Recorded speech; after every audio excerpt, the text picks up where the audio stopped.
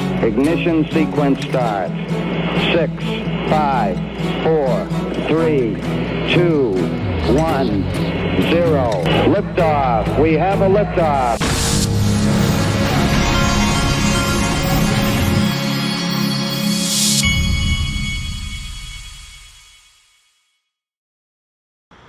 Hey everybody, this is the Digital Asset Investor. Let's get started with Jim Balzani from Caleb & Brown. So one of the main ways of saving fees with Caleb & Brown is that we allow clients to directly swap one for one in between two different assets. So we have unlimited pairings when it comes to swapping between one asset to another. This is particularly cost effective and important for clients that are looking to invest into different altcoins. Often at times on other platforms, that's where you'll incur significant spreads, or you'll have to execute multiple trades in order to swap from that one asset to another. With us, we make it as easy as possible. So you can just do one direct swap into that asset as long as we list it. We list over 250 assets and we have unlimited pairings with all of them. On an exchange, often in order to trade from one altcoin or one asset to another, it would incorporate you selling into stable coins, and then from those stable coins, investing again into the asset that you would like. Or often at times, you'll have to bridge one asset from one chain to another in order to then execute into that asset that you'd like.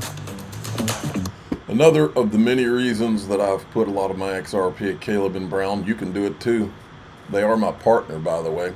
XRPwealth589.com will forward you right to my page on Caleb & Brown. You just click sign up today and you can sleep better because you get free institutional grade custody.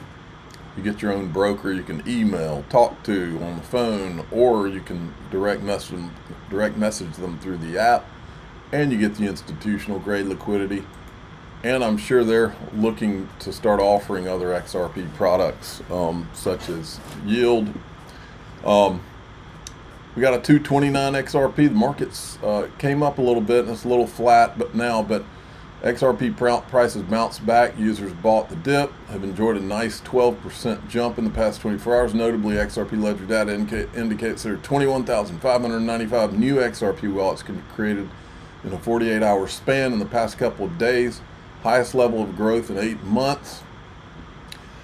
Then we got this. Remember that October 10th crash?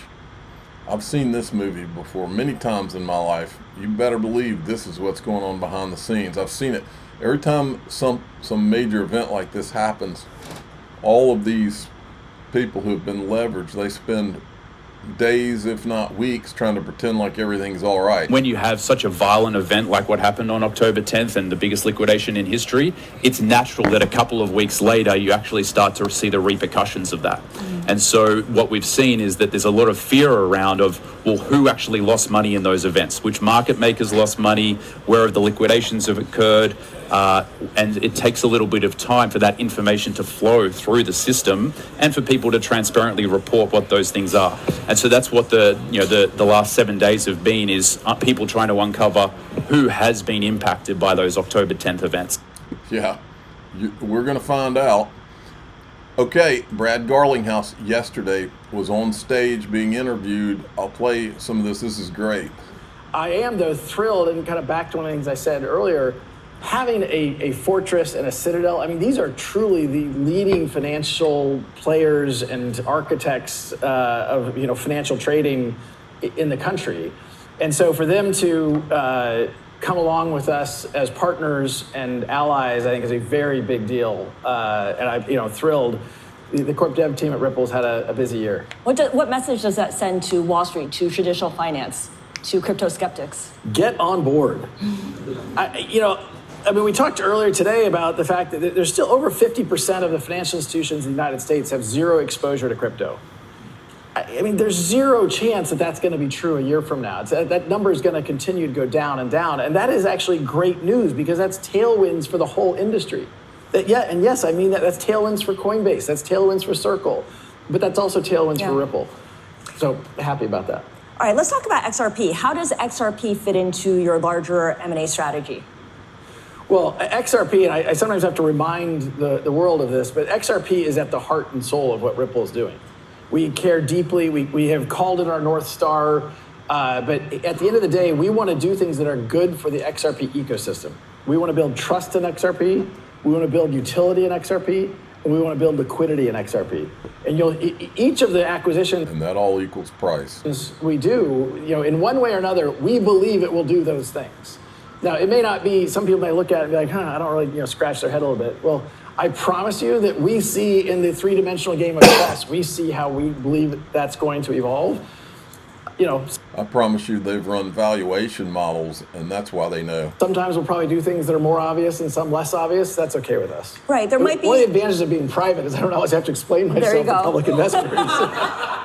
So that's another reason not to have the IPO anytime soon. But there are critics who might say that this pace of M&A, this blistering pace, is papering over the fact that organic adoption of XRP hasn't fully lived up to its potential. How do you respond to that? Look, on one hand, I get it, and I would say again, macro. One of the challenges for crypto at large is the number one use case is speculation. How many proven scaled use cases of crypto on any token or any blockchain can you point to? And unfortunately, I do think the industry has to live up to the promise of blockchain over the next 5 years, 10 years. Do you think that'll still be the case in 5 years' time? No. I was in Saudi Arabia last week on a panel at the IIF, and this was my FII. That was my primary point, that we are finally, partly because of regulatory clarity, you're seeing more entrepreneurs, more investors, and it's very analogous to what happened in the earliest days of the internet. The 1996 Telecom Deregulation Act provided clarity and structure so that entrepreneurs and investors could come into the internet space and did the money flow in, and the entrepreneurs flowed in. And yes, we saw a dot-com bubble. I think as we get more regulatory clarity, you're going to see more institutions, more capital, more entrepreneurs. Now, on XRP specifically, look, do I think that we have room to grow? Absolutely. But if you told me 3 years ago, you'd have literally, I think there's 100 different interesting startups going on in different aspects, some even competing with the Coinbase on the consumer side. There's a ton of growth that's going on in the XRP ecosystem. Some of that Ripple has partnered with, some of that we have nothing to do with. And that is because I believe XRP is an extremely efficient blockchain. It's very fast, it's very inexpensive, and it's very scalable. We don't advocate that it's the right one size fits all, that you should do everything on the XRP blockchain. There's other blockchains that are going to be better at different use cases, and that's great. But we think that we'll continue to champion XRP use cases we think are uniquely good on that blockchain. And it's because of that potential that we see that an ETF issuer said a spot XRP ETF will likely launch next week or shortly thereafter, even with the government currently shut down. We've seen that happen with the Solana spot ETF and the Litecoin spot ETF as well. What does having a spot XRP ETF mean for the coin specifically and for Ripple broadly? Well, look, I think anytime you are seeing the kind of trust and institutional dynamic of an ETF, making it easier to access and bringing capital into the XRP ecosystem, that's good. It's not lost upon me, ETH as a token was kind of lagging the market in terms of the overall market activity in the spring. But then the ETH ETFs went live and ETH went on a tear. I don't think that's a big surprise. You saw people easier access coming in. I think the first ETH ETF, grew to $1 billion, very, very quickly. I can't remember the exact timeline.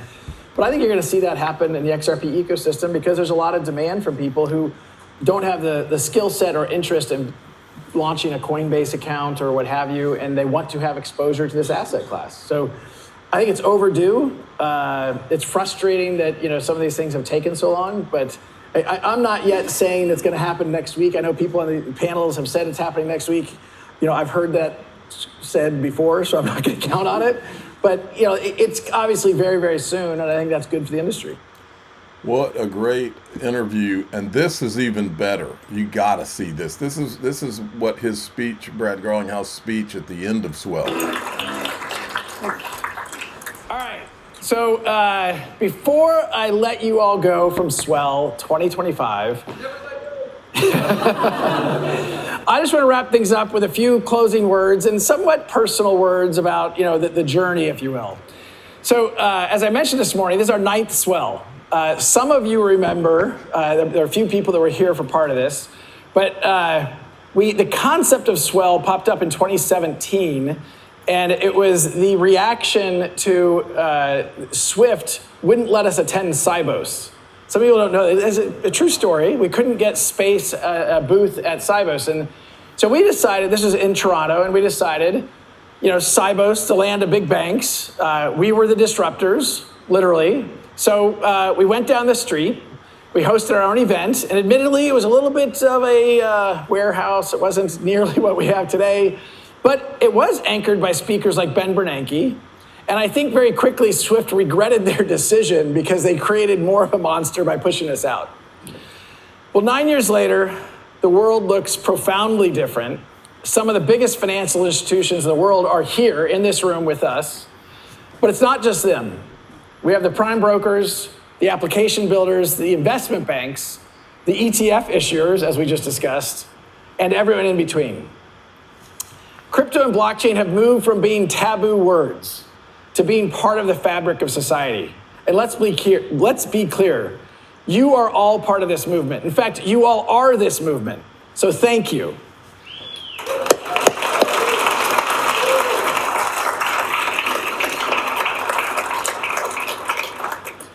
I am beyond grateful to have witnessed this fundamental shift in how the financial layer of the internet is changing and evolving. The work is nowhere near done, but if the conversations over the last 2 days have proven anything, it's that although we have come a very long way, we are all just getting started. I've said this before, but it is truly, and I say this somewhat humorously, an amazing time to be alive. We are witnessing the rewiring of financial infrastructure.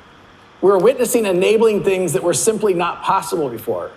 It truly is, I believe, the economic opportunity of a lifetime to enable and catalyze this rewiring. I'm extremely proud that Ripple has been leading from the front, both with lawsuits, but in a lot of other ways as well. So for over a decade, we've been leading with transparency, we've been leading with a compliance-first posture, and we've been leading with the goal of championing not just XRP, but the entire industry. I feel extremely lucky to have had the privilege of leading this company, and of course, an honor to be part of the larger XRP community. Okay, now, this was the mic drop moment from the interview. I guess it's not surprising then that the banking industry is not exactly thrilled about this. The bank doesn't want competition because they've done a shitty job of serving their customers. That's great. And this right here is also, I wanted to just highlight a couple of these. All right, with that, I'm going to end with, Ripple has been ready for this moment. The XRP community has been ready for this moment. I'm thrilled you are on this journey with us. It is definitely happening. Thank you very much. It is happening. And then this was, I'll play this, then we'll go to the group. This is Jack McDonald, who runs the Ripple RLUSD. Crypto's having a moment and stablecoins are having a moment in the moment, if you will. And I think what's driving the growth of stablecoins is a couple things. We have some regulatory tailwinds specific to stablecoins around the Genius Act, which has really given a signal to institutions that you can come into this market and use these assets in all sorts of different ways. Okay, we're going to go into DAI. I got a lot more. We're going to go into DAIXRP.com, the Patreon. If you'd rather join through YouTube, click join below any of these videos. If you'd rather join through X, hit the subscribe button. We do the full video plus the extended video with no commercials. I'm the digital asset investor. I'm not an investment advisor. This is for entertainment purposes only. Please subscribe, hit the like button, tell your friends and family. A lot more. Here we go.